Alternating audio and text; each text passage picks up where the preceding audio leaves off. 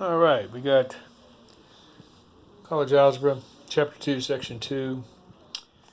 It deals with graphs of equations of two variables, intercepts, and symmetry. The first thing it does on the chapter is it explains what's called a scatter plot. And this scatter plot just deals with a table. And the first column, which is year, is your x's.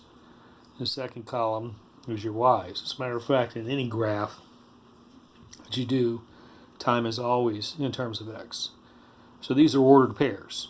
So our first ordered pair there is 1999 1.98, which is plotted right there, and then they plot the rest of them and connect the dots. If we go over here, here's an example problem.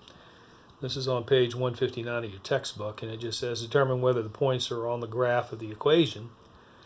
Remember that ordered pairs give us an x and give us a y, so all we're going to do is take that 2, put it in for x, 3, put it in for y, and if we get the same number on both sides, then it is a solution for the graph, where it's on the graph.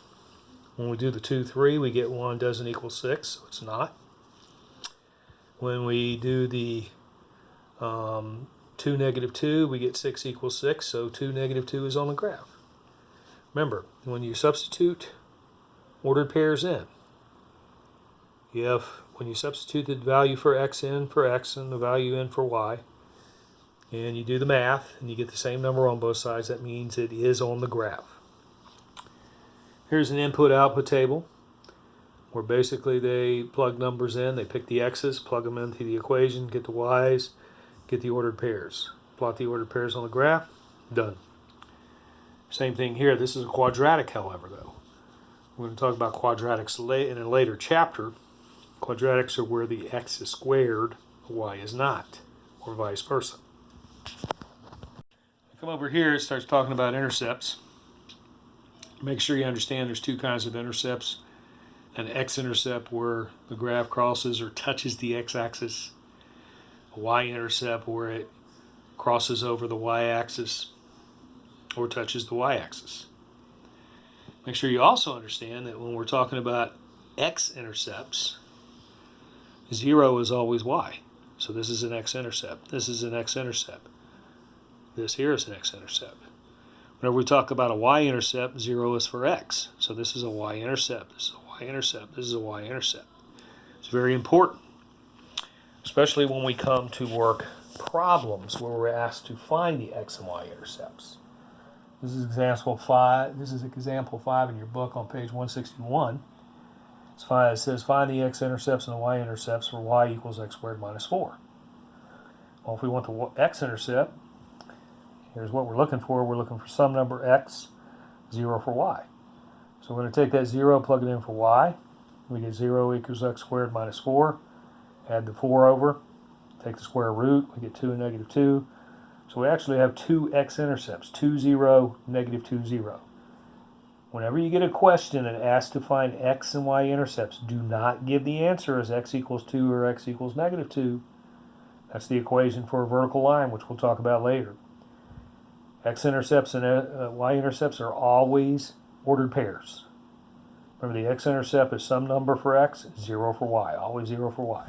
If we want the y-intercept, we're looking for 0, comma y, which means we're going to take 0 and plug it in for x. This gives us y equals negative 4, which gives us the y-intercept of 0, negative 4. And then we start talking about symmetry. And this deals with ordered pairs too. Remember, when I was explaining section 1, I told you you're going to learn more about ordered pairs. The ordered pairs are going to tell you more about the algebra associated with equations and graphs than you ever dreamed of. 3 kinds of symmetry. First of all, x-axis symmetry. X-axis symmetry means that we have a positive x and a positive y. We also have a positive x and a negative y. That means one x, will give us 2 different answers. Y-axis symmetry, we have a positive x, we get a positive y.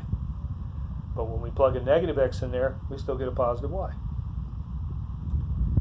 Origin symmetry means that if we start with a positive x, positive y, they change to both negative x, negative y. Basically what happens when you work these problems, when you're trying to use an equation to find if you have what kind of symmetry you have, what you do is you plug a positive for x-axis symmetry, you plug a positive x in for x and negative y in. And if you get the same sign, in other words, negative equals negative or positive equals positive for the equation, it means it has that type of symmetry. Same thing for negative xy, or for y-axis symmetry, and for origin symmetry. Here's an example tending to work. It says test y equals 4x squared over x squared plus 1 for symmetry. Well, we're going to do the x-axis symmetry first. Remember, x-axis symmetry says that if we plug a positive x in there, we should get a negative y. So that's what I'm going to do. Plug a negative y in there, plug in a positive x and a positive x. We can see that this side is positive, this side is negative.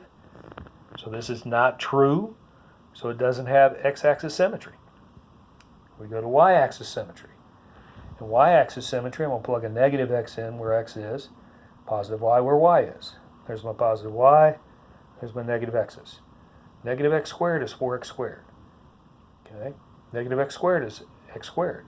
We can see that we have a positive here and a positive here, so it's true. It does have y-axis symmetry.